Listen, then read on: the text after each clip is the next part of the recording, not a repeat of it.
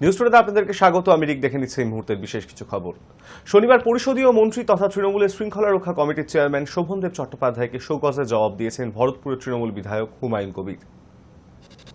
সময় চেয়েছিলেন সোমবার পর্যন্ত, তবে নিজেই আর অপেক্ষা করলেন না ভরতপুরের তৃণমূল বিধায়ক হুমায়ুন কবির।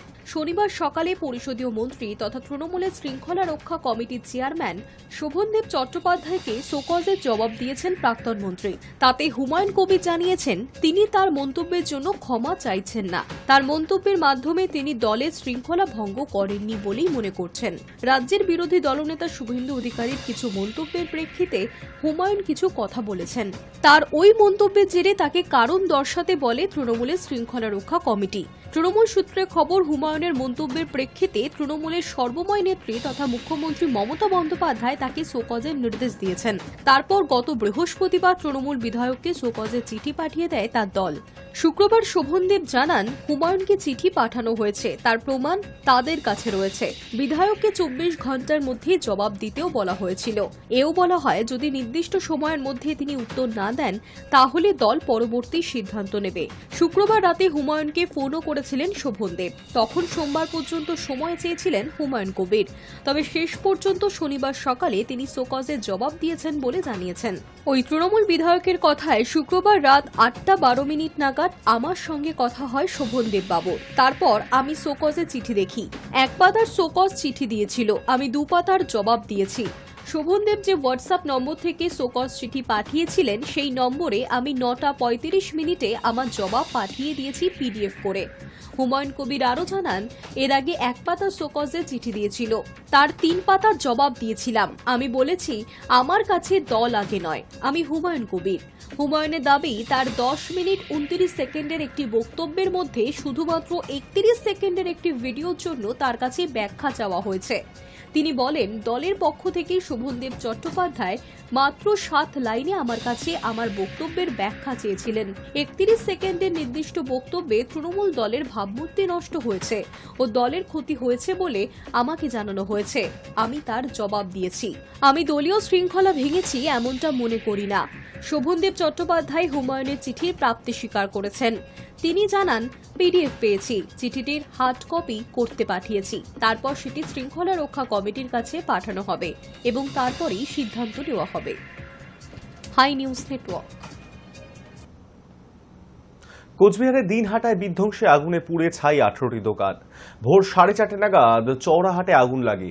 দ্রুত আগুন গ্রাসে যায় একের পর এক দোকান। দমকলের 4টি ইঞ্জিনের ঘণ্টাখানেক চেষ্টার মধ্যে আগুন নিয়ন্ত্রণে এলেও ভস্মীভূত হয়ে যায় 18টি দোকান। অগ্নিকাণ্ডে ক্ষতির পরিমাণ প্রায় 1.5 কোটি টাকা ছাড়িয়ে যাবে বলেই প্রাথমিক অনুমান। আগুন লাগার কারণ এখনো জানা যায়নি, তবে শর্ট সার্কিট থেকেই এই অগ্নিকাণ্ড, এমনটাই অনুমান দমকলের তরফ থেকে। আর সকালেই ঘটনাস্থলে যান দিনহাটার বিধায়ক ও উত্তরবঙ্গ উন্নয়ন মন্ত্রী উদয়ন গুহ ও দিনহাটা পুরসভার চেয়ারম্যান। ক্ষতিগ্রস্ত ব্যবসায়ীদের সব রকম সহযোগিতার আশ্বাস উদয়ন গুহর।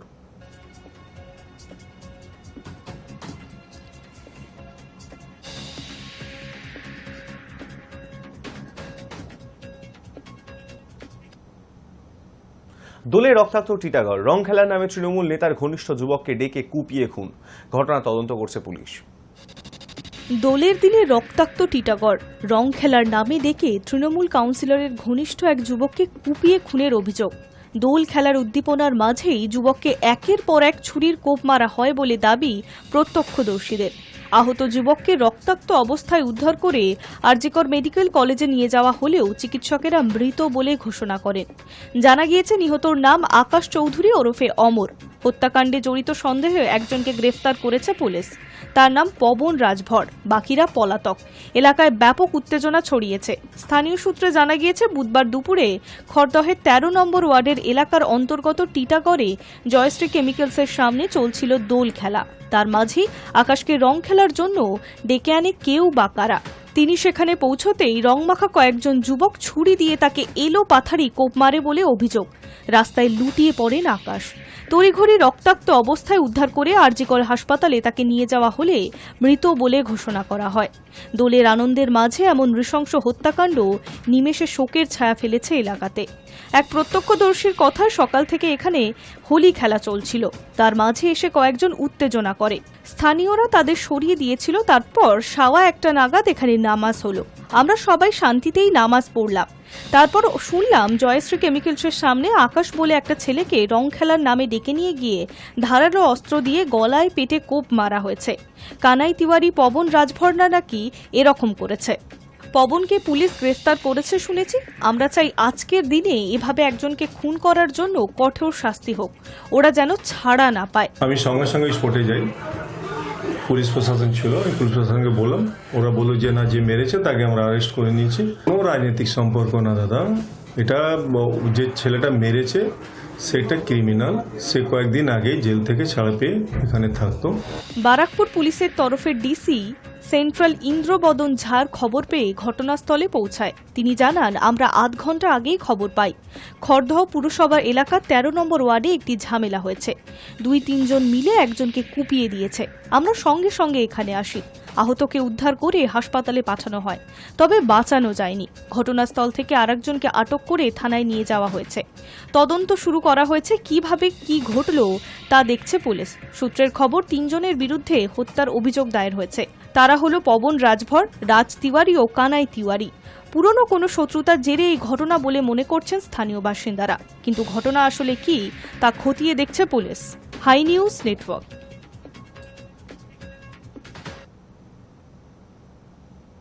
ভারতীয় ফুটবল দলের প্রাক্তন ফুটবলার পিকে বন্দ্যোপাধ্যায়ের বাড়িতে খুন।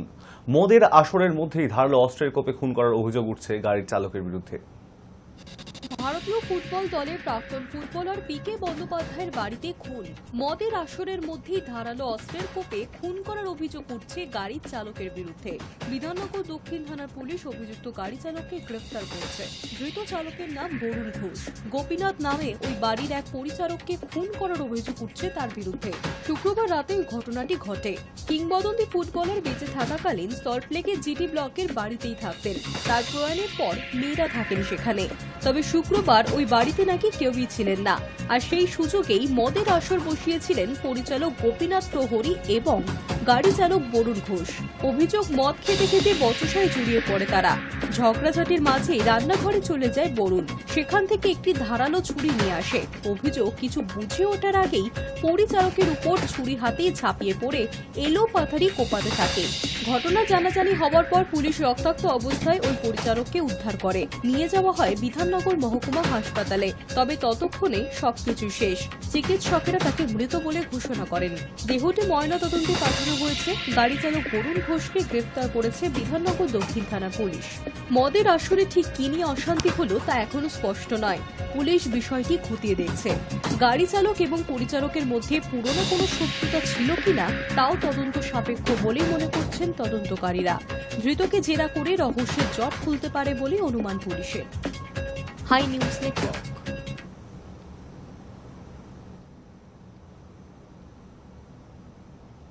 আগামী 24 ও 25 মার্চ দেশ জুড়ে ধর্মঘটের সিদ্ধান্তে অনড় ব্যাংক কর্মী সংগঠনগুলির সদস্যরা। মোট 4 দিনের টানা বন্ধ থাকতে পারে এই ব্যাংক। পরিষেবা পেতে চূড়ান্ত ভোগান্তির শিকার হতে পারেন গ্রাহকরা। ইন্ডিয়ান ব্যাংক অ্যাসোসিয়েশনের সঙ্গে ইউনাইটেড ফোরাম অফ ব্যাংকস ইউনিয়নের বৈঠক নিষ্ফলা। তার ফলে আগামী 24 এবং 25 মার্চ দেশ জুড়ে ধর্মঘটের সিদ্ধান্তে অনড় ব্যাংক কর্মী সংগঠনগুলির সদস্যরা। চলতি মাসের 22 তারিখ চতুর্থ শনিবার এবং 23 মার্চ রবিবার। তারপর 24 এবং 25 মার্চ ধর্মঘটের ডাক। সব মিলিয়ে মোট 4 দিন টানা বন্ধ থাকতে পারে ব্যাংক। পরিষেবা পেতে চূড়ান্ত ভোগান্তির শিকার হতে পারেন গ্রাহকরা। কেন ব্যাংক ধর্মঘটের ডাক? কর্মী সংগঠনগুলির মঞ্চ ইউনাইটেড ফোরাম অফ ব্যাংকস ইউনিয়নের দাবি, ব্যাংকে দীর্ঘদিন ধরে নিয়োগ বন্ধ। তার ফলে বহু শূন্য পদ তৈরি হয়েছে। অল্প সংখ্যক কর্মীর পক্ষে গ্রাহক পরিষেবা দেওয়া কার্যত অসম্ভব হয়ে দাঁড়িয়েছে।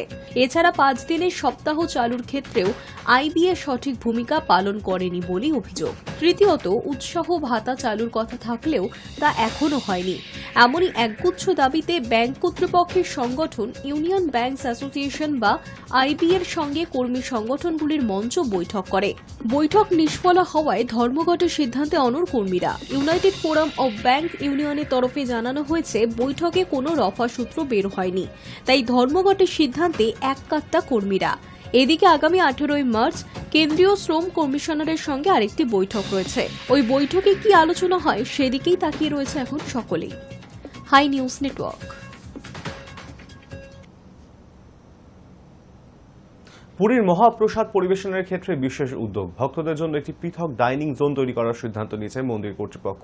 সেখানে জগন্নাথ দেবের উদ্দেশ্যে নিবেদন করা খাবার বা মহাপ্রসাদ পরিবেশন করা হবে।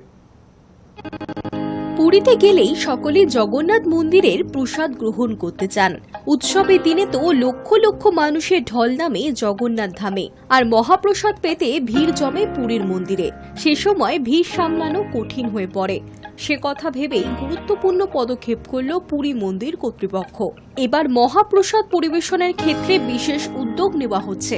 ভক্তদের জন্য একটি পৃথক ডাইনিং জোন তৈরি করার সিদ্ধান্ত নিয়েছে মন্দির কর্তৃপক্ষ। সেখানেই জগন্নাথ দেবের উদ্দেশ্যে নিবেদন করা খাবার বা মহাপ্রসাদ পরিবেশন করা হবে। পুরীর মন্দিরে যেখানে মহাপ্রভুর প্রসাদ বিক্রি করা হয় সেই স্থানকে বলা হয় আনন্দবাজার। সেই আনন্দবাজারে ভক্তদের ঢল নামে বিশেষ তিথিগুলিতে। স্থান সংকটের কারণে শ্রী জগন্নাথ মন্দির প্রশাসন নতুন এই ডাইনিং এরিয়া স্থাপনের সিদ্ধান্ত নিয়েছে। এর নাম দেওয়া হবে অন্নক্ষেত্র। দোল, দশেরা এবং নববর্ষের মতো উৎসবে মহাপ্রসাদ গ্রহণের জন্য ভক্তদের ভিড় সামলানোই কঠিন হয়ে পড়ে। দোলযাত্রার জন্য গত 4 দিন ধরে মন্দিরে বহু ভক্তের সমাগম হয়েছে। সারাদিন ও প্রায় ভোররাত অবধি পর্যন্ত চলে দর্শন। শুক্রবার ভোর 3টে নাগাদ বন্ধ করা হয় মন্দির। মন্দির কর্তৃপক্ষের সঙ্গে যুক্ত অনেকেই বলছেন সারাদিন ধরেই ভিড় থাকে এই সব দিনগুলিতে। ভক্তরা সকলেই যদি আনন্দবাজারের নির্দিষ্ট চাতালে বসে ভোগ গ্রহণ করতে চান তাহলে স্থান সংকুলান হয় না, অনেক অসুবিধার সম্মুখীন হতে হয়। আসলে আনন্দবাজারে এই বিপুল সংখ্যক ভক্তের বসার জন্য পর্যাপ্ত জায়গা নেই, তাই এই নতুন উদ্যোগ। মন্দির পরিচালনা কমিটির সভাপতি গজপতি দিব্য সিং দেব জানিয়েছেন, মন্দিরের উত্তর দ্বারের বাইরে মহাপ্রসাদ গ্রহণের জন্য একটি নতুন স্থান তৈরি করা হবে। ভক্তরা আনন্দবাজার থেকে মহাপ্রসাদ কিনতে পারবেন এবং তারপর তা নিয়ে নতুন নির্ধারিত স্থানে গিয়ে খেতে পারবেন। তিনি আরও জানান, যখন আনন্দবাজার তৈরি করা হয়েছিল এত ভক্তের সমাগম হতো না হয়তো। বর্তমান সময়ের তুলনায় ভক্তদের ভিড় অনেক কম ছিল হয়তো, তাই এবার ভিড় বাড়ার সঙ্গে সঙ্গে ভক্তদের জন্য সুবন্দোবস্ত করতে হবে। মন্দির প্রশাসন গুন্ডিচা মন্দিরের রান্নাঘরটিরও সংস্কার করতে চলেছেন। রথযাত্রার সময় প্রত্যেক দিন 50,000 জনেরও বেশি লোকের খাবার প্রস্তুত করা হয় এই রন্ধনশালায়। প্রতি বছর রথযাত্রার সময় ভগবান জগন্নাথ এবং তার ভাই বোনেরা 9 দিনের জন্য সেখানে ভ্রমণের জন্য আসেন। মন্দির কর্তৃপক্ষের পরিকল্পনা 2026 সালে রথযাত্রার আগেই রন্ধনশালার সম্পূর্ণ সংস্কার সম্পন্ন করার। এছাড়াও মন্দির প্রশাসন অফিসটিও নতুন স্থানে স্থানান্তরিত করার পরিকল্পনা করা হচ্ছে। সেই সঙ্গে একটি নতুন অভ্যর্থনা কেন্দ্র তৈরি করা হবে। ওড়িশা সেতু এবং নির্মাণ কর্পোরেশন রয়েছে এই প্রকল্পের দায়িত্বে। তাদের এই সব সংস্কারের কাজ যত তাড়াতাড়ি সম্ভব শেষ করতে বলা হয়েছে। High news Network. Dol Purnima উপলক্ষে লৌহ গৌরাঙ্গের নামে ছবিটির সম্পূর্ণ কাস্টের আনুষ্ঠানিক ঘোষণা করলেন পরিচালক সৃজিত মুখোপাধ্যায়। দোলযাত্রার পূর্ণতিথিতে আনুষ্ঠানিকভাবে লৌহ গৌরাঙ্গের নামে ছবিটির ঘোষণা করলেন সৃজিত মুখোপাধ্যায়। নিঃসন্দেহেই টলিপাড়ায় বিগ নিউজ। খুব শীঘ্রই ছবিটির শুটিং শুরু হতে চলেছে। তার প্রাক্কালেই শুক্রবার গোটা টিমের সঙ্গে পোস্টার প্রকাশ্যে এনে চমকে দিলেন সৃজিত মুখোপাধ্যায়। দোল পূর্ণিমার উপলক্ষে শুক্রবার সম্পূর্ণ কাস্টের আনুষ্ঠানিক ঘোষণা হলো। চৈতন্যদেবের ভূমিকায় দেখা যাবে দেবজ্যোতি দত্তকে।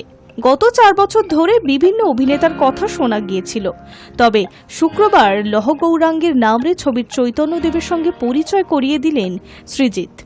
ব্রাত্য বসু গিরিশ ঘোষের ভূমিকায় থাকছেন, আর বিনোদিনীর চরিত্রে টলিউডের সুপারস্টার শুভশ্রী গঙ্গোপাধ্যায়ের অভিনয় করার কথা আগেই জানিয়েছিলেন সৃজিত মুখোপাধ্যায়।